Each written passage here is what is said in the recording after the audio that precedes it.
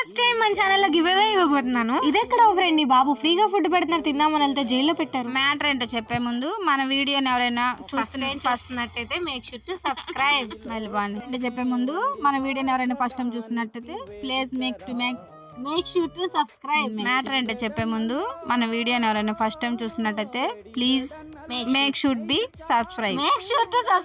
చెప్పు సబ్స్క్రైబ్ చేసుకోండి.